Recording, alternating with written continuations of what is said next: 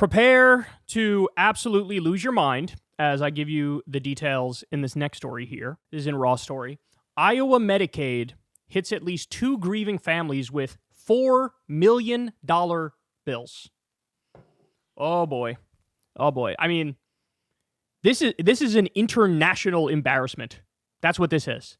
This is shameful and deranged that this is how our country works. Here we go. Collection agents for the state of Iowa have sent letters seeking millions of dollars from the estates of at least 2 people with disabilities who died after spending most of their lives in a state institution. The amounts represent what Medicaid spent covering the residents' care when they lived at the Glenwood Resource Center, a state-run facility that closed last summer. The bills are extraordinary examples of a practice called Medicaid estate recovery. Federal law requires states to try to collect money after some types of Medicaid recipients die. The point is to encourage people to use their own resources before relying on the public program. But some states, including Iowa, are particularly aggressive about the collections, national reports show. Who the fuck has $4 million laying around to pay off a bill because you happen to have a family member who was extremely disabled or extremely sick and needed care basically around the clock? Nobody has that. By the way, if you're making a list of things that the government should take care of, isn't this towards the top? Isn't this towards the top of this is what I want my tax money going towards? I don't want it to go towards giving Netanyahu another 10 or 20 billion dollars so he can bomb more babies. I want my tax money going towards stuff like this to look after our fellow Americans. All right, more. Joy Higgins was stunned by a letter she received a few weeks after her 41-year-old daughter, Kristen, died last May. The letter was written on Iowa Department of Health and Human Services stationery. At the top, in bold letters, it said, "Re Kristen Higgins.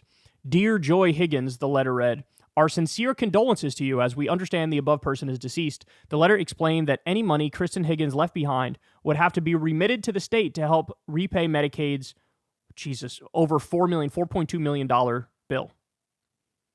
Her family had 30 days to respond. Joy Higgins, who lives in Council Bluffs, wonders why state debt collectors would send a massive bill to the family of someone like her daughter who had little income because of a severe developmental disability stemming from a premature birth. What are they gaining? That's my question, except for kicking someone in the face right after they lost a loved one, Higgins said. Kristen Higgins' only income was a Social Security disability benefit of $1,105 a month. By the way, they want to cut that too. This is what Elon and Trump are working on. Remember, they said tens of millions of dollars in fraud in Social Security. Total fucking nonsense. It's literally 0.82 or 0.84% of Social Security is fraudulent. They're pretending like it's like half of the program. They want to cut shit like this. Most of that went directly to the state institution where she lived for more than 30 years. Just $50 was set aside monthly as an allowance for personal expenses, according to a state ledger obtained by her family. They knew exactly how much she had, her mother said.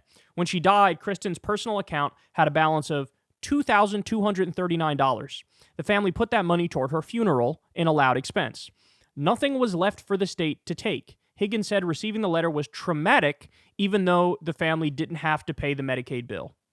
The Higginses have heard about similar attempts to collect from other families, including that of Eric Tomlin, who died in 2020 at age 29 after spending most of his life at the Glenwood Resource Center. Shortly after his death, the Tomlin family received a Medicaid bill of more than $4.2 million. His mother, Susan Tomlin, was shocked by the letter. I was like, what? Oh my God, she recalled. She filled out a form explaining that the small balance in her son's personal account had gone towards his funeral. That's the last I heard of it. Supporters of estate recovery efforts say the rules encourage people to pay for their own care before applying for Medicaid, which is mainly intended to help those with little money. Critics of estate recovery programs say they often target families with little to give. Wealthier families tend to have lawyers who can structure estates in ways to avoid Medicaid repayment demands, the critics note. Like Higgins, Tomlin thought her Medicaid recovery bill came from the state officials because it was printed on letterhead from the Iowa Department of Health and Human Services. So that's fraud. The collections agency is basically committing fraud. The people who signed the letters identified themselves as being from the estate recovery program, but the people who produce such letters work for private contractors hired to collect Medicaid debts. According to Alex Murphy, a spokesperson for the state agency, their contract requires them to use state stationery. Murphy said in an email to KKF Health News that such letters are sent after every death of an Iowa Medicaid recipient who was at least 55 years old or who lived in a long-term care facility. He said the letters request information from family members regarding the deceased person's assets and expenses, and the letters note the repayments are expected only from the person's estate. Iowa Medicaid collections are... So anyway, it goes on here, but, when my dad passed away, we sort of had a similar thing going on where for his debt, they were trying to shake us down for it. And, we knew that was illegal, that we were under no legal obligation to pay off like our father's debts. But a lot of people might not know, right? And maybe there's somebody who gets a bill in the mail for $4,000 or $7,000 or whatever it may be, $312, and it's like they feel, oh shit, I gotta pay this, and they're like shaking down the poorest people at a time when they're grieving and they're committing fraud in pretending, oh, this is the state government that's asking for. Like, what are we doing here? Now, by the way, this is, okay, Medicaid. We're talking about Medicaid. Healthcare for low-income people and disabled people. This is Medicaid. Well, remember, guys, this is what the Republicans are planning. 20 million people could lose Medicaid coverage under House bill. The original bill had $880 billion in cuts. Like, what? This is their ideology. This is their philosophy. That's what you need to understand. These are anti-government fundamentalists when it comes to every decent program that helps regular people. The only time they're okay with government is when they're taking the money for themselves. All the robber barons, all the billionaires, all the oligarchs, all the corporations. Give me subsidies, socialism for me, but not for thee. And think about how low you have to be to say, whatever meager social safety net we have, like Medicaid, let's destroy that shit. So anyway, this is what a failed country looks like, by the way. This is what a failed country... Medical bills are the number one cause of bankruptcy in the United States. Number one. Other developed countries don't have medical bankruptcy. It's not a thing. It's not a thing to have a medical bankruptcy in any other developed country. It's just not.